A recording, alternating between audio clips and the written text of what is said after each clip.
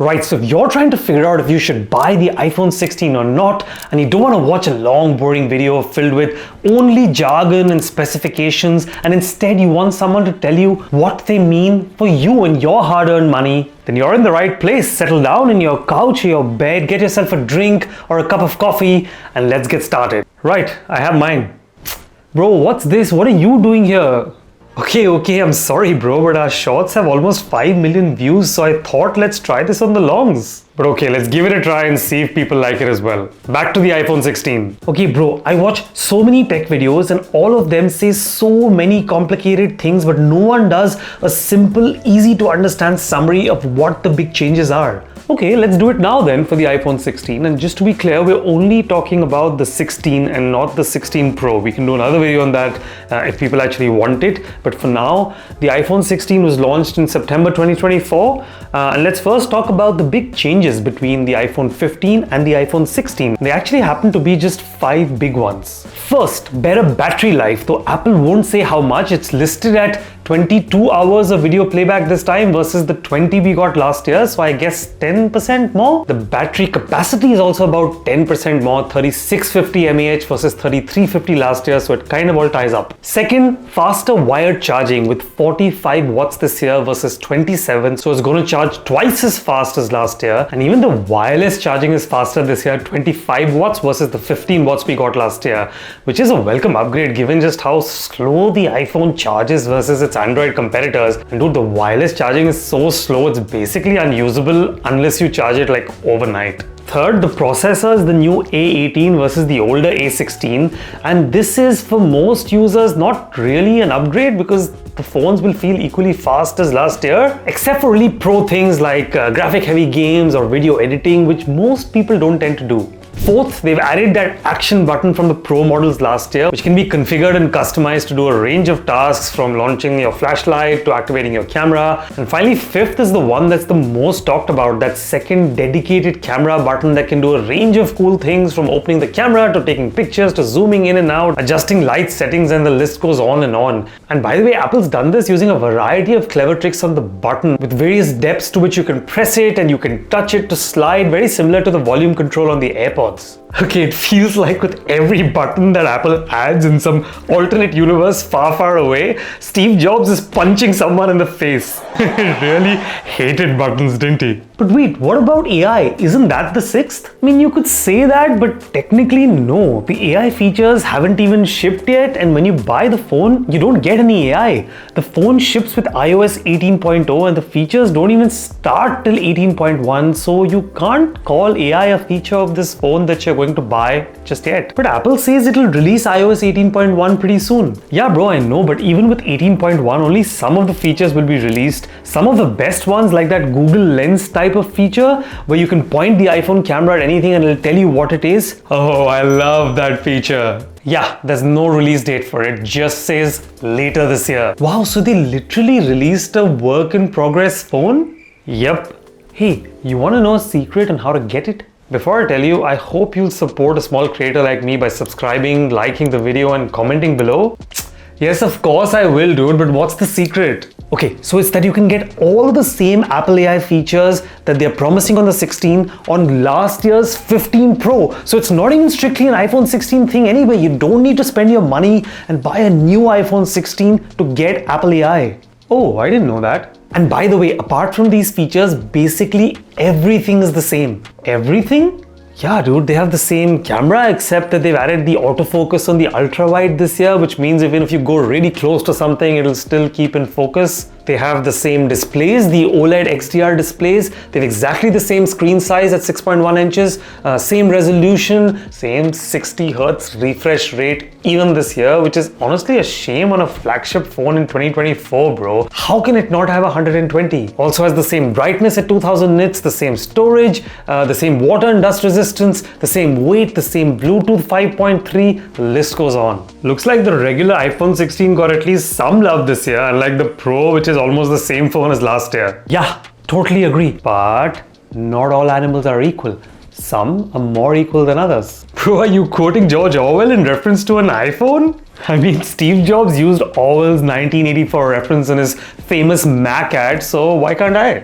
Okay, but explain what you mean. Are you saying that not all the 5 upgrades are actually worth it? No, so I think that some are kind of useful, like the better charging and the slightly bigger battery, but definitely not enough to justify upgrading. Like the processor, which I think is great for gamers, but for other people it's like meh. And the action button, which was okay and kind of unnecessary even last year and definitely not convenient to use.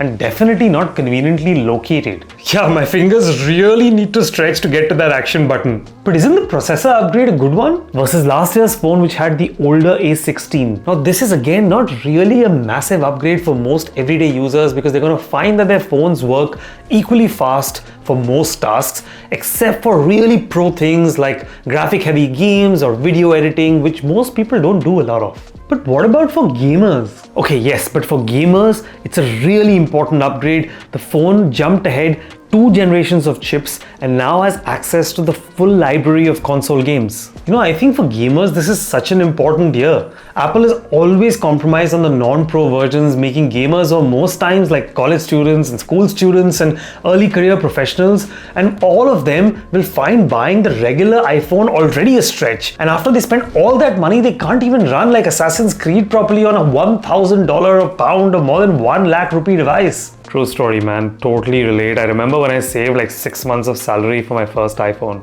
But it's great that they're finally making the base phone gamer friendly. But unfortunately, looking at these reviews from gamers, it seems to be better but not amazing. By the way, on the topic of things in this phone that are only for some people, how about that dedicated camera button?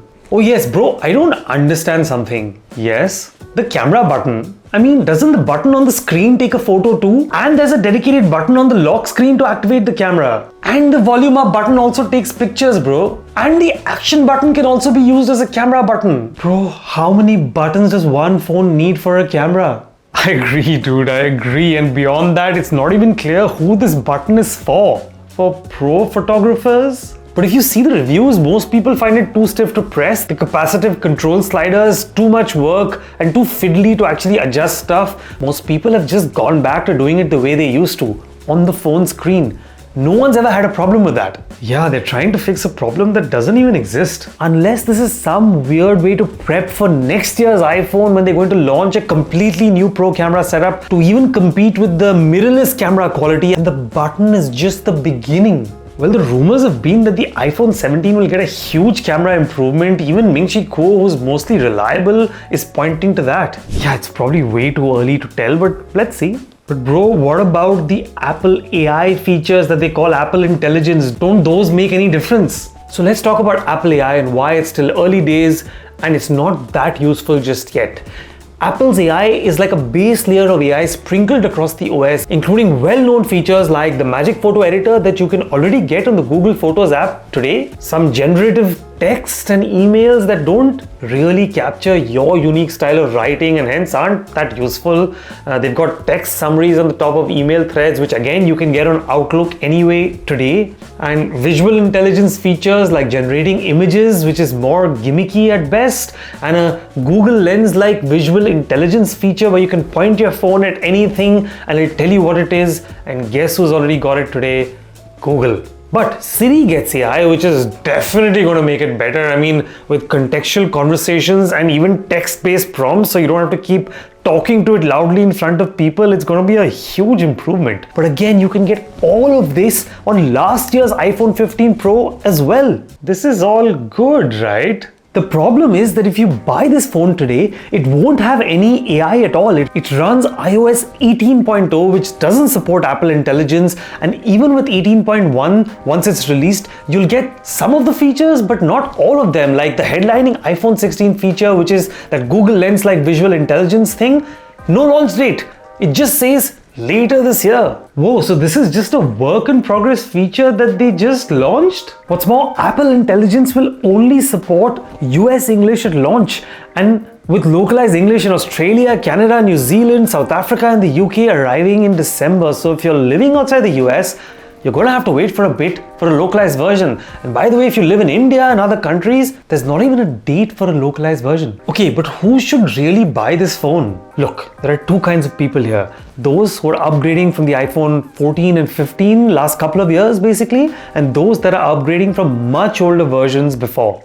And the ones switching from Android to iPhone. Yeah, given how incremental the upgrades have been, I don't know if this is necessarily the year with the largest population of Android users defecting to iPhone. But even then, for the people who bought an iPhone or an Android phone in the last couple of years, this is not a year to upgrade. The extra battery and charging speeds are nice. The AI features, when they do actually get launched, are okay at best, nothing life-changing. And if you have last year's iPhone 15 Pro, you're gonna get them anyway. And if you have a really old phone, honestly, if you have a really old phone, you can upgrade, but also why not wait another year if you can? The iPhone 17 is supposed to be a massive upgrade, and also we have to think bigger. There are some amazing things happening with phone tech right now. There are great foldables that got launched this year, like the Google Pixel Fold, and it's a matter of time before Apple releases a foldable phone. In fact, I made an entire video on why I think they're secretly building a foldable like no other foldable on the planet. You wanna have a look? Well, what are you waiting for? Here are the links. See you there.